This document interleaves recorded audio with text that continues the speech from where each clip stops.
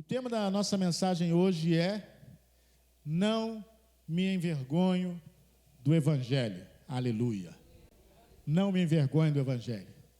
Sabe, essa frase foi utilizada pelo apóstolo Paulo, nós vamos ler o versículo agora, mas eu tomo essa palavra para mim, e eu creio que todo aquele que prega o Evangelho, ou se vê como pregador do Evangelho, precisa também afirmar essa frase.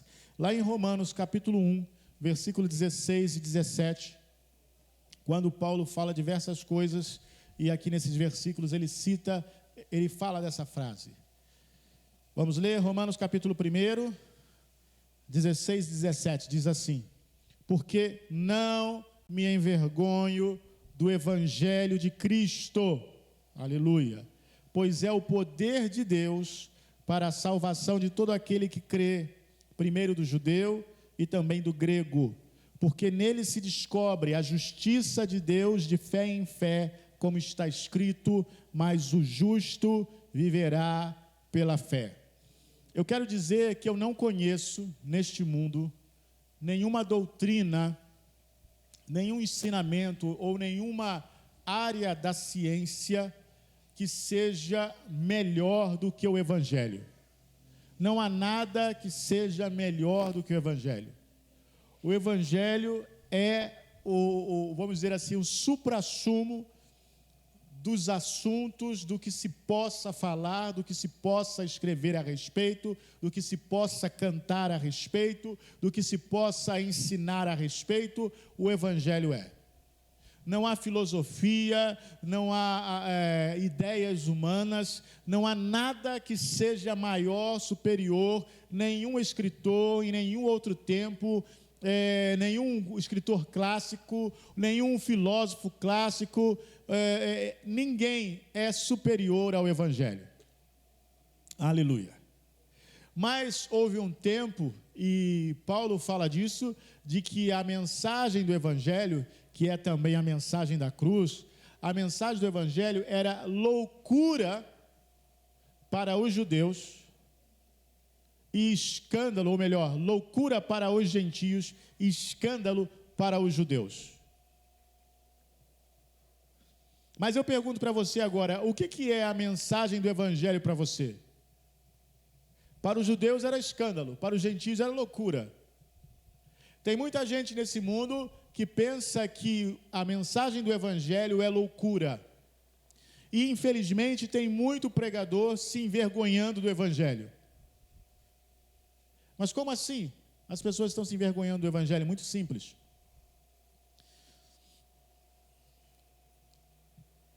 Você é um professor de matemática, ok? Vamos supor que você é um professor de matemática.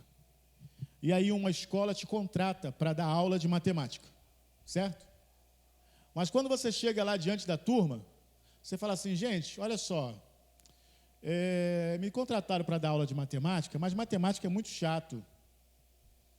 Eu vou dar aula aqui de ciências, tá? Os alunos vão olhar para a sua cara assim e falar assim: hã? Eles não vão entender nada. Eu vou dar aula de ciências porque ciências é mais interessante, a gente pode fazer uns experimentos aqui. Matemática não, é muito número, isso vai encher muito a cabeça de vocês. Eu vou dar aula aqui de outra coisa que seja mais interessante. Isso faz algum sentido, irmãos? Esse professor vai ficar no cargo, ele vai ser despedido, porque ele foi contratado para dar aula de matemática, e não para dar aula de ciência, não para fazer entretenimento, é claro. Mas tem muitos pastores que foram chamados para pregar o Evangelho, não é verdade? Eu creio, né? Que esse é o nosso chamado. Chamado pastoral, chamado para pregar o Evangelho. Mas quando ele chega diante da igreja, ele fala assim: irmãos, o Evangelho já está muito batido, eu vou pregar aqui outra coisa, que é mais impressionante, que é mais importante, porque o Evangelho, todo mundo já sabe, Jesus morreu, ressuscitou, isso aí todo mundo já sabe disso, eu vou pregar outra coisa. Isso se chama se envergonhar do Evangelho. E é por isso que Paulo diz: eu não me envergonho do Evangelho. Mesmo que alguns achem que é escândalo, mesmo que outros achem que é loucura, mesmo que alguns achem que está ultrapassado, mesmo que alguns achem que isso está batido, eu não me envergonho. Sabe por quê? Porque ele é o poder de Deus. Aleluia. Para a salvação de todo aquele que crê. O Evangelho é o poder de Deus. E ainda, no Evangelho se descobre a justiça que é pela fé. Aleluia. Aleluia. Não a justiça que é pelas obras, pelo aquilo que você faz, não. A justiça que é pela fé. Se descobre a justiça de Deus que é pela fé. Por quê? Porque o justo vive pela fé. Esse é o Evangelho. Aleluia. Irmãos, que ele se levante nesse Brasil muitos pregadores que não se envergonham do Evangelho. Que o Evangelho seja pregado todos os domingos em todas as igrejas. Que os pastores não negociem seus púlpitos para falarem de nenhuma outra coisa que não seja o Evangelho. Infelizmente, há pastores que pensam assim, mas se eu ficar só pregando o Evangelho, as pessoas não vão ficar na igreja. Que não fiquem. Porque um crente que não quer ouvir falar do Evangelho, é um crente que se envergonha do Evangelho. Sabe, irmãos, nesses tempos, tem muitas pessoas achando que nada contra. Os psicólogos têm o seu papel, têm a sua função, ok? Mas o Evangelho é melhor. Tem pessoas que acham que é melhor pregar psicologia. Não. Psicologia você vai aplicar lá no consultório. Pregar, você tem que pregar o Evangelho. Hoje em dia existem palestrantes que são os chamados coaches, que se falar aqui, olha, você vai chorar. Você vai chorar e falar assim, que homem maravilhoso. Só que não é o Evangelho. Ele pode ajudar muita gente, mas não na ajuda que o Evangelho dá. Porque o Evangelho não somente ajuda, irmãos. O Evangelho salva. A palestra motivacional ajuda. A psicologia ajuda. A filosofia ajuda. Mas só o Evangelho salva. Aleluia. Só o Evangelho salva. Então Paulo diz, olha, eu não me envergonho. E eu quero dizer nessa noite também, eu não me envergonho. Eu quero falar desse amor, desse Evangelho, dessas boas novas para sempre. Não envergonho, eu creio que ela é a cura para o enfermo. Eu creio que ela é a restituição para aquele que foi roubado. Eu creio que ele é a restauração para aquele que foi destruído com o tempo. O Evangelho é tudo isso. O Evangelho é a bênção. O Evangelho é a presença de Jesus viva em nós. Mas vamos ver um pouco de como esse Evangelho foi anunciado. O que esse Evangelho realmente é? Eu vi um pastor na internet. Eu não sei porque que eu vejo isso ainda, mas eu tenho que ver, porque eu tenho que saber, porque senão eu não vou saber, né? E esse pastor falando que o Evangelho, ele pegou o texto onde Moisés desce do monte e o povo está fazendo lá um carnaval adorando o bezerro de ouro. E ele pegou esse texto e quando Deus fala para os levitas, porque os levitas foram os únicos que não adoraram o bezerro, Deus fala, olha, pegue cada um uma espada e mate o seu irmão, o seu vizinho, enfim. Ele pegou esse texto para falar que Deus manda matar, sim. Só que ele esqueceu, não sei se ele sabe, ou não sei se alguém já avisou para ele, que Jesus já veio.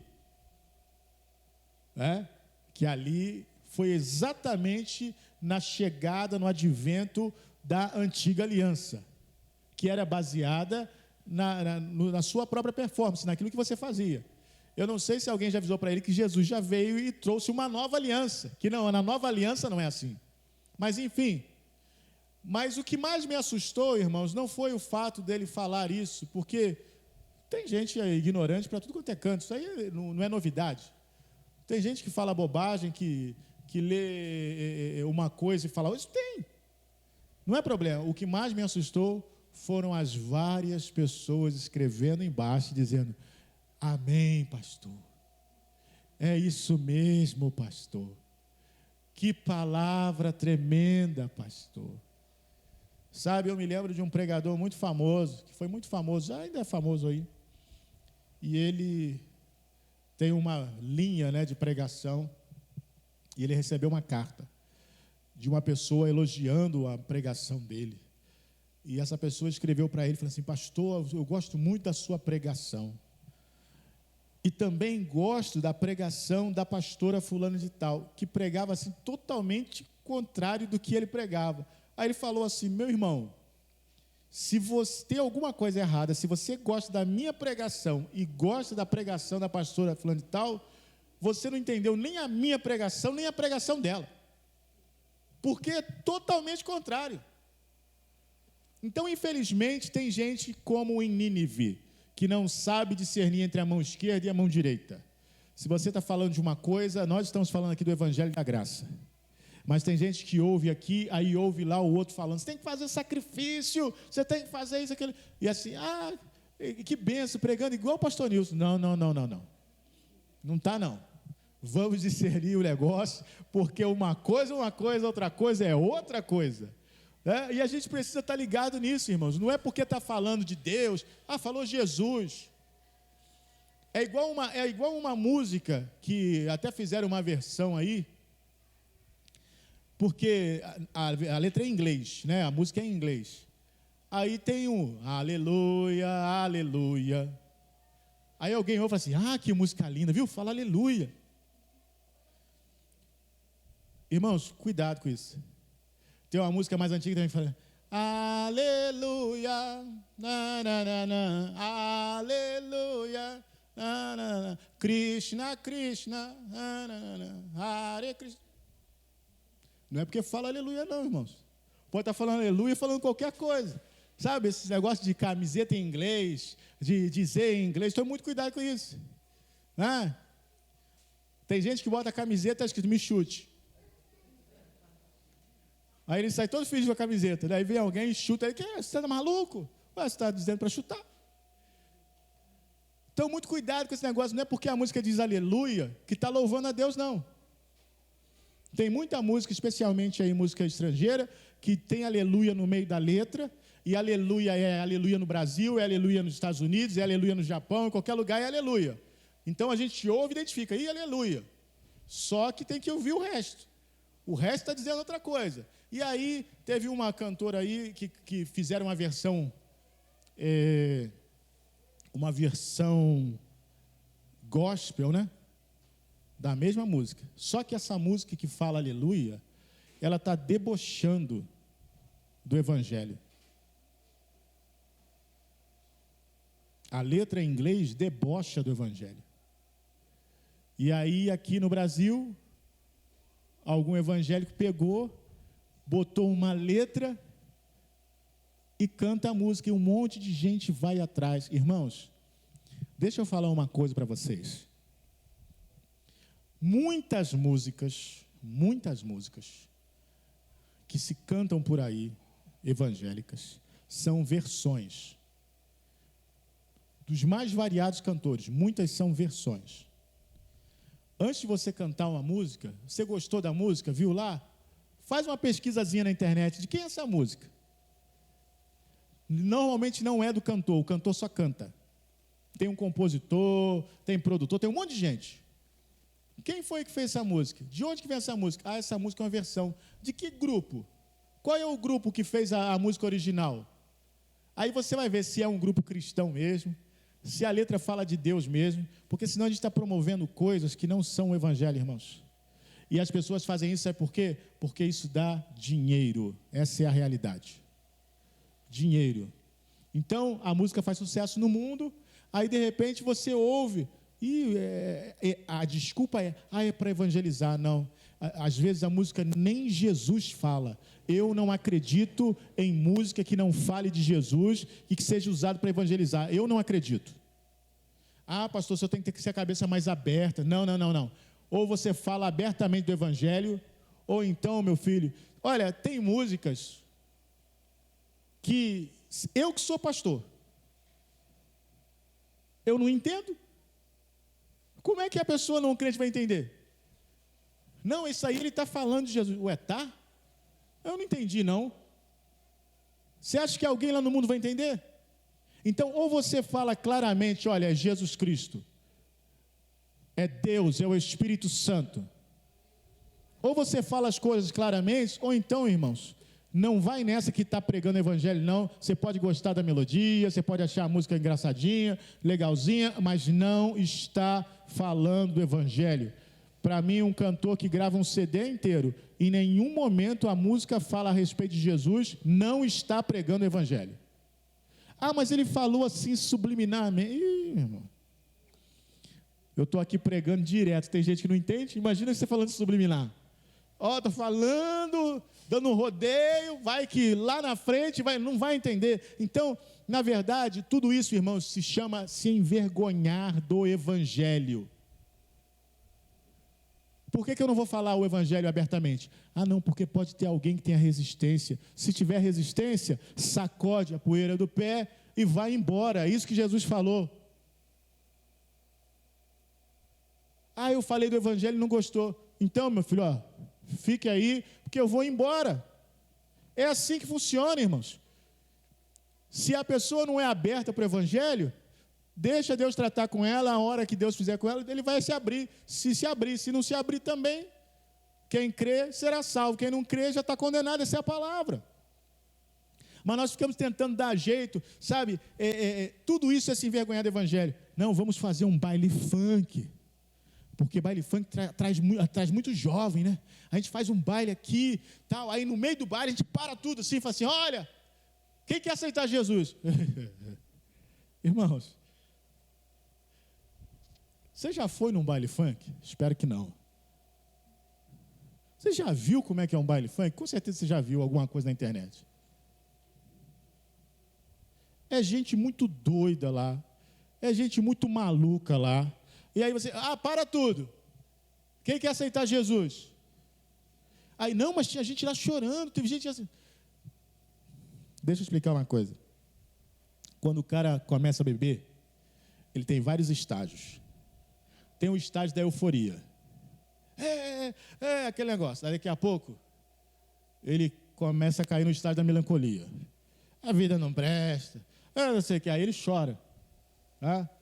Aí daqui a pouco ele entra no estágio da agressividade. Aí ele quer bater em todo mundo. Até que chega o estágio final que é desmaiar lá, cair, ficar caído. Mas a bebida, a droga, tudo isso tem esses estágios todos, irmãos.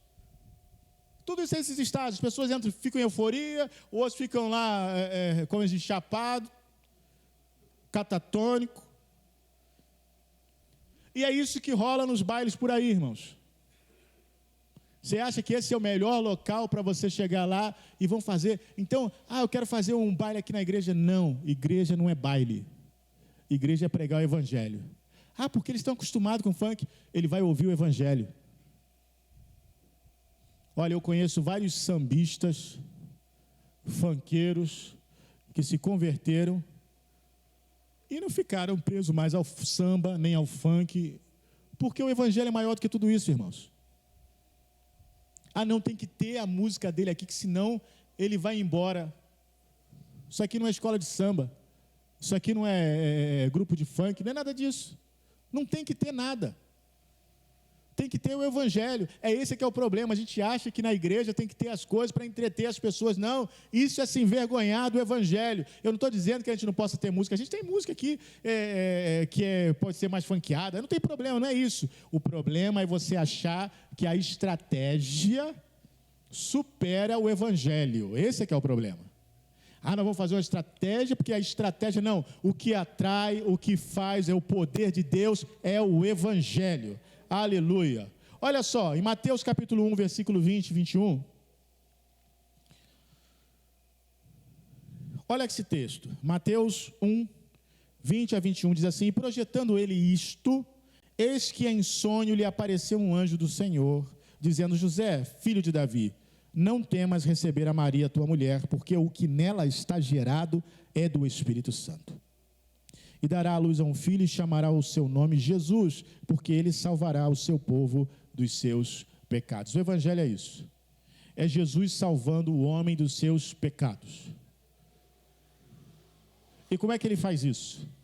É ele morrendo como pecador no lugar do pecador. É assim que ele faz.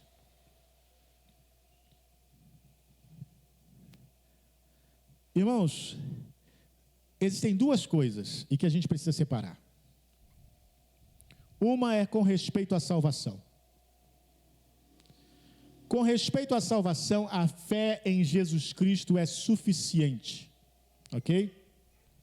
Você creu em Jesus, você creu, recebeu a palavra, creu em Jesus, a fé é suficiente. Você é salvo. Mas qual é o problema? O problema é o seguinte: é ainda estar na carne. Nós ainda estamos nesse corpo aqui. E nesse corpo aqui nós ainda falhamos. Mas o grande problema é, você perde a salvação? Se você pecar, você perde a salvação?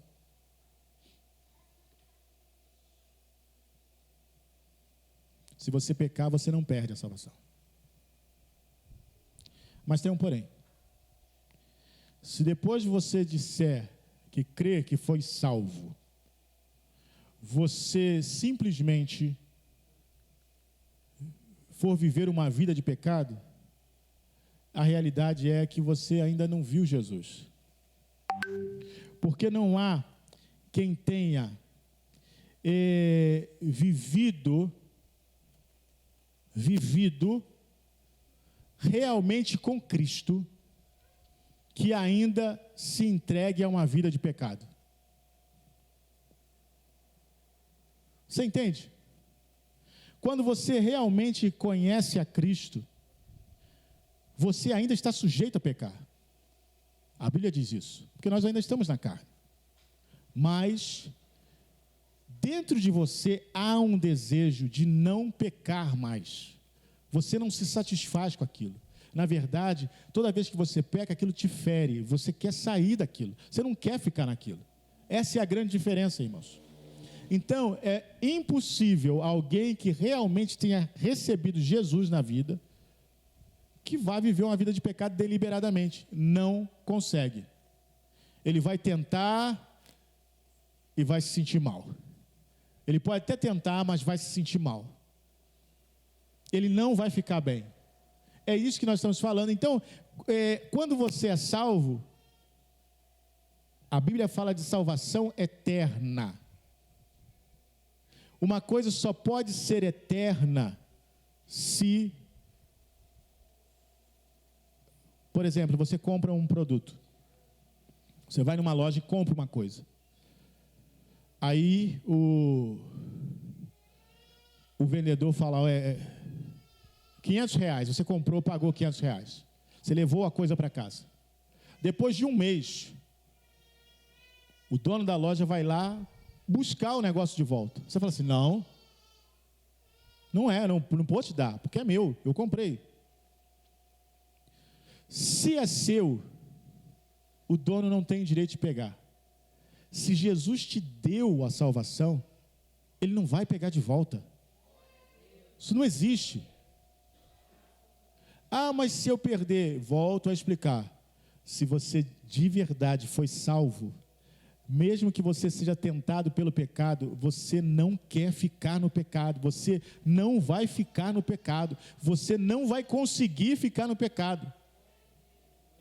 É isso que eu estou falando, porque o Espírito Santo de Deus habita em você, e você não vai conseguir ficar ali. É esse o diferencial, as pessoas não entendem. Então, a Bíblia fala que aquele que é nascido de Deus, ele não vive no pecado. Nós pecamos, mas toda vez que nós pecamos, porque estamos nessa carne, nós ficamos mal. Nós não ficamos felizes. Por quê? Porque em nós habita o Espírito Santo de Deus. Então é isso que o anjo falou a José, olha, ele vai livrar o seu povo dos seus pecados. Deus fala lá em Ezequiel 36, eu vou colocar neles o meu espírito e eles vão ter um novo coração. Agora eles vão me servir de coração. É disso que eu estou falando, irmãos. Então, se você realmente foi salvo por Jesus, se você sente isso, toda vez que você erra, aquilo pesa em você, você fala assim, meu Deus. É porque você está salvo, querido. É porque você está salvo. O Espírito Santo habita em você. você nunca mais vai conseguir se entregar a uma vida de pecado. Nunca mais. Nunca mais. Aleluia. É assim que funciona. Eu sei que tem muita gente que fala assim, agora... É assim que funciona. O Espírito Santo habita em você e você não vai mais conseguir viver uma vida de pecado. Toda vez que você errar, você vai ter que voltar. Lucas capítulo 2, versículo 8. Lucas 2, 8 a 11. Olha só como é que o Evangelho foi anunciado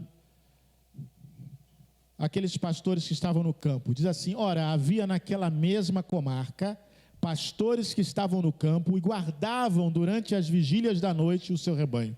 E eis que o anjo do Senhor veio sobre eles, e a glória do Senhor os cercou de resplendor, e tiveram grande temor. E o anjo lhes disse, não temais, porque eis que vos trago novas de grande alegria, que será para todo o povo. Pois na cidade de Davi vos nasceu hoje o Salvador, que é Cristo, o Senhor. Irmãos, estamos antecipando o Natal. O Salvador, que é Cristo, nasceu. Quando os pastores viram os anjos, sabe, sempre na Bíblia, quando tem aparição de anjos, normalmente os homens têm medo. Porque todo mundo sabe disso, ninguém pode ver a glória de Deus e ficar vivo. Então, quando aparecem os anjos, a pessoa pensa assim, vou morrer. Eu vou morrer. Mas os anjos disseram, olha, vocês não tenham medo, porque nós estamos aqui para trazer uma novidade aqui, vai ser alegria para todo o povo. Porque agora na cidade de Davi nasceu o Salvador, o Cristo. Essa é a boa notícia, irmãos. A boa notícia, sabe por quê? Porque antes dele, nós não tínhamos como nos livrar dos nossos pecados. Não tínhamos.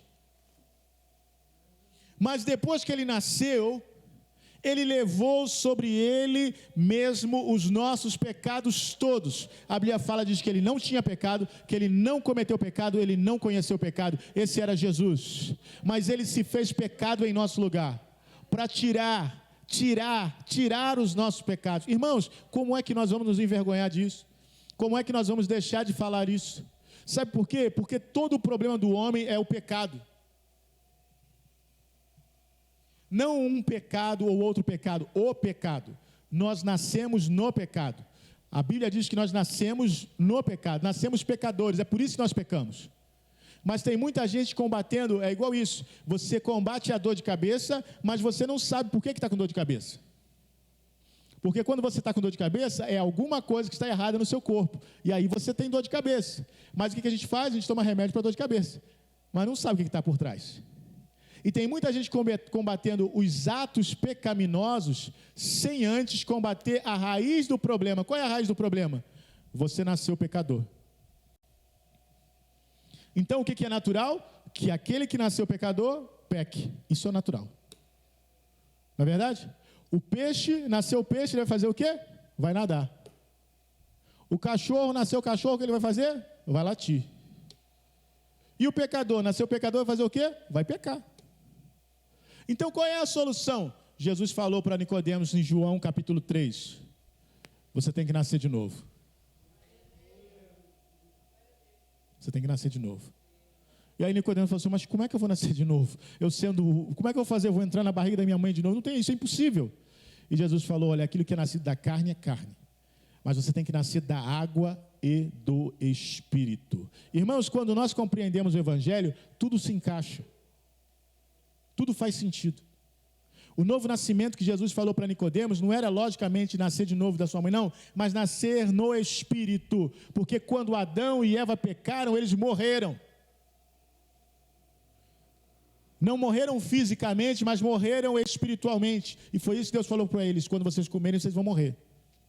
Aí o diabo veio e falou assim, não, vocês não vão morrer. Mas eles morreram espiritualmente, o espírito deles morreu. Por que o espírito morreu? Porque cessou a comunicação com Deus. A Bíblia fala que o Espírito de Deus comunica com o nosso espírito. Não é com a nossa alma, nem com a nossa mente, nem com o nosso corpo, não. É com o nosso espírito que nós somos filhos de Deus. Mas quando o pecado entrou, o espírito morreu, perdeu a comunicação com Deus. Então, quando Jesus entra, o espírito renasce, esse é o nascer de novo. E aí a comunicação com Deus é restabelecida, porque o Espírito Santo vem morar no nosso espírito. E é por isso que quando você nasce de novo, o pecado começa a se tornar um corpo estranho em você. Você ainda está na carne, você ainda tem as inclinações da carne, porque você está no corpo, mas toda vez que você vai para a carne, aquilo te faz mal. Por quê? Porque já não é mais natural. Já viu aqueles vídeos que, às vezes, um tubarão encalha na praia? O tubarão é um bicho perigosíssimo dentro d'água. Na areia da praia, ele é um pobre que precisa de ajuda para voltar para a água. E é assim também, quando você nasce de novo, quando você vai para a areia do pecado, você não tem como se virar ali. Você tem que voltar para a água do Espírito. Irmãos, esse é o Evangelho, não tem como se envergonhar disso. João capítulo 13, versículo 34. Glória a Deus. Aleluia. João 13, 34. Um novo mandamento vos dou, que vos ameis uns aos outros, como eu vos amei a vós, que também vós uns aos outros vos ameis. Sabe, esse mesmo pastor que eu estava citando antes, desse vídeo que eu assisti, ele falando lá que Deus mandando matar, isso era o Evangelho, e eu refletindo, falando assim, não, isso não é o Evangelho. No Evangelho, Jesus disse para Pedro, quando Pedro puxou a espada e cortou a orelha do soldado, Jesus disse para Pedro, Pedro, guarda a tua espada, porque aquele que puxar da espada vai ter que viver por ela. Guarda a sua espada. Esse não é o momento. Guarda a sua espada. Esse é o Evangelho. O Evangelho é esse aqui, ó, é o novo mandamento que Jesus dá. Eu quero que vocês se amem como eu amei vocês. Esse é o novo mandamento. O antigo mandamento como é que era? Ame como a você mesmo. E o novo mandamento? Ame como eu amei vocês. Aleluia. Esse é o novo mandamento. Se tem um novo mandamento, irmãos, o novo mandamento está substituindo o antigo. Saiu uma nova lei de trânsito. O que acontece? A lei antiga ficou para trás, agora é uma nova. Saiu um novo mandamento. O mandamento antigo ficou para trás, agora é um novo mandamento. Esse é o Evangelho. O Evangelho traz novos mandamentos. A nova aliança traz novos mandamentos. Aleluia. E esses novos mandamentos nada tem a ver com os antigos. Primeira epístola de João, capítulo 2, versículo 7. Glória a Deus. Quer que eu pare ou eu posso continuar? Vamos continuar? Então vamos continuar. Obrigado. 1 João 2, 7 diz assim: irmãos, não vos escrevo mandamento novo, João dizendo, mas o mandamento antigo, que desde o princípio tiveste. Este mandamento antigo é a palavra que desde o princípio ouviste. Outra vez vos escrevo um mandamento novo, que é verdadeiro nele e em vós, porque vão passando as trevas e já a verdadeira luz ilumina. Aquele que diz que está na luz e odeia o seu irmão, até agora está em trevas. Aquele que ama o seu irmão está na luz, e nele não há escândalo. Mas aquele que odeia seu irmão está em trevas, e anda em trevas, e não sabe para onde deva ir, porque as trevas lhe cegaram os olhos. Filhinhos, escrevo-vos, porque pelo seu nome vos são perdoados os pecados. Veja bem, João falando, olha, eu vou falar do mandamento, não é um mandamento novo, é um mandamento antigo, que vocês ouviram desde o princípio, é o mandamento que eu tinha acabado de ler. amem como eu amo vocês. E aí ele fala, mas agora eu vou dar um mandamento novo para vocês. O mandamento novo, que diz respeito ao seguinte: olha, as trevas já passaram. O que João está fazendo assim? Olha só, vocês, irmãos, isso é o Evangelho. O Evangelho tem duas mensagens. O Evangelho tem uma mensagem para aquele que ainda não recebeu Jesus, ele tem essa mensagem. E o Evangelho tem uma mensagem para aqueles que já receberam Jesus. Continua recebendo o Evangelho. O Evangelho não é só para evangelizar e a pessoa se converter, não, irmãos. O Evangelho é para a nossa vida inteira. E o que João está fazendo aqui é o Evangelho também, para uma igreja. Olha, o mandamento novo é o seguinte: as trevas já passaram, e vocês agora, vocês são filhos da luz, vocês vivem na luz. Então, aquele que odeia o irmão, permanece em trevas. Você já viu o crente dizer assim: olha, Deus que me perdoe, mas se eu odeio fulano, você está em trevas ainda, meu querido. Você está em trevas.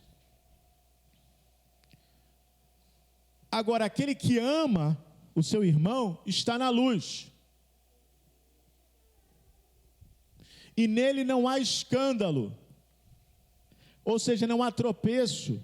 Mas aquele que odeia o seu irmão está em trevas e anda em trevas e não sabe onde deva ir. Você já viu crentes assim que não sabe para onde vão? Não sabe o que fazer? Não sabe se vai para lá ou se vai para cá? Andam em trevas, porque as trevas lhes cegaram os olhos. Irmãos, o amor de Deus é derramado nos nossos corações pelo Espírito Santo. Isso muda todo o jogo. Mas João, ainda escreveu também na sua segunda carta. Na segunda carta de João, capítulo 1, versículo 5. Ele escreveu assim: e agora, Senhora, rogo-te, não como escrevendo-te um novo mandamento, mas aquele mesmo que desde o princípio tivemos, que nos amemos uns aos outros. Você reparou que nas epístolas de João, João só fala desse mandamento? O que me faz pensar é que toda a lei foi substituída por um único mandamento: ame. Ame. Ame. Ame. Esse é o mandamento. E aquela lei toda lá do Sinai? Ame.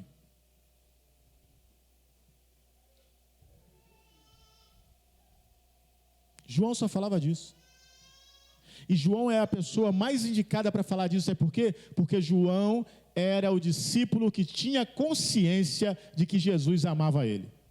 Ele sempre escreveu a respeito dele mesmo: aquele discípulo a quem Jesus amava. João sabia que Jesus amava ele. Glória a Deus. Vamos para mais um texto. Estamos chegando no final. Eu estou falando do Evangelho e de não se envergonhar do Evangelho. E agora eu quero terminar com um texto que é a pregação do Evangelho. É a pregação do Evangelho. Para mim, é uma das melhores pregações do Evangelho encontradas na Bíblia. Ok? Então, se algum pastor está assistindo aí na internet, está vendo, e tem alguma dúvida com respeito a pregar o Evangelho, né? Você pode pensar: mas como é que o pastor vai ter dúvida? Pode ter. Esse texto é uma excelente pregação do Evangelho. Eu não vou ler ele todo porque é um capítulo inteiro, eu vou ler só apenas alguns versículos, que é Atos capítulo 13. E a gente vai ler primeiro do versículo 27 a 34. Paulo pregando o Evangelho. Olha só, ele estava pregando e ele teve que fazer uma retrospectiva, ele teve que fazer toda uma volta dizendo a respeito do que aconteceu para que chegasse no ponto do Evangelho. Atos 13, 27 diz assim: por não terem conhecido a este, os que habitavam em Jerusalém e os seus príncipes condenaram-no, cumprindo assim as vozes dos profetas que se leem todos os sábados. E embora não achassem alguma causa de morte, pediram a Pilatos que ele fosse morto. E havendo eles cumprido todas as coisas que dele estavam escritas, tirando-o do madeiro, o puseram na sepultura. Mas Deus o ressuscitou dentre os mortos, e ele por muitos dias foi visto pelos que subiram com ele da Galiléia a Jerusalém, e são suas testemunhas para com o povo. E nós vos anunciamos que a promessa que foi feita aos pais, Deus a cumpriu a nós, seus filhos, ressuscitando a Jesus, como também está escrito no Salmo 2: meu filho és tu, hoje te gerei. E que o ressuscitaria dentre os mortos para nunca mais tornar a corrupção. Disse-o assim: as santas e fiéis bênçãos de Davi vos darei. Paulo falando aquelas pessoas do que aconteceu com Jesus de Nazaré, do testemunho de como ele ressuscitou e como ele foi visto depois de ressuscitar. Irmãos, esse é o Evangelho. Nós temos que pregar a ressurreição. Nós temos que pregar que Jesus ressuscitou. Paulo diz assim: se Cristo ressuscitou, nós também ressuscitaremos com ele.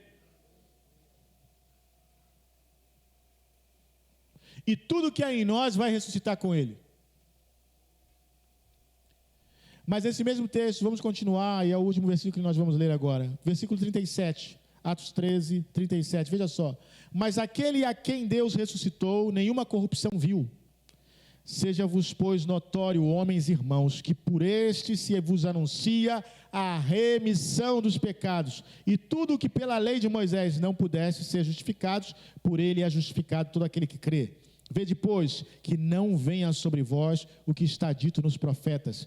Vede, ó desprezadores, e espantai-vos, ó e desaparecei, porque opero uma obra em vossos dias, obra tal que não crereis se alguém vô-la contar. Irmãos, o Evangelho é algo tão bom que quando a gente fala, as pessoas não acreditam. E eu vou dizer para você que tem até alguns crentes que não acreditam.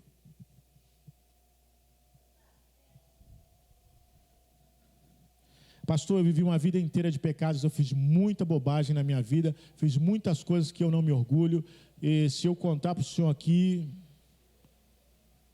E aí eu te digo, olha, creia em Jesus, e você será perdoado de todas essas coisas, instantaneamente. Mas pastor, o senhor não ouviu ainda o que eu fiz. Eu não preciso ouvir o que você fez ou deixou de fazer. Eu sei, a palavra me diz isso, que o sangue de Jesus é poderoso para limpar e perdoar qualquer pecado. Então não importa, mesmo que você se encare como o maior pecador dessa terra, Jesus Cristo morreu na cruz do Calvário para lavar os seus pecados. E se você crê nele, você é perdoado de todos os pecados. Se você crer nele, você está apto para ir ao céu. Ah, pastor, mas isso é bom demais para ser verdade. É assim que é o Evangelho. Mas é verdade. Essa é a boa notícia. Essa é a boa notícia. Irmãos, como é que nós vamos nos envergonhar disso? Como que nós vamos nos envergonhar disso? Como que eu vou deixar de falar isso? Tantas pessoas aí estão indo para o inferno porque ninguém quer falar isso. As pessoas querem colocar, olha, você tem que fazer isso, você tem que fazer aquilo, você tem que fazer... Não, você tem que crer. É isso que você tem que fazer. Ah, mas e as coisas que eu ainda bebo, eu ainda fumo, eu ainda faço isso, aquilo, outro? Querido, é Jesus que vai lidar com o seu pecado. Agora, se você não acredita nisso, não tem o que fazer. Se você não acredita que é Jesus que vai fazer isso, não tem o que fazer. Você precisa crer. Só isso. Se você crer, ele vai entrar na sua vida e vai mudar a sua vida. Agora, se você continuar achando que é você que tem que dar um jeito na sua vida, não tem o que fazer. Eu não tenho como crer por você. Eu só posso te falar, mas quem tem que crer é você. Aleluia.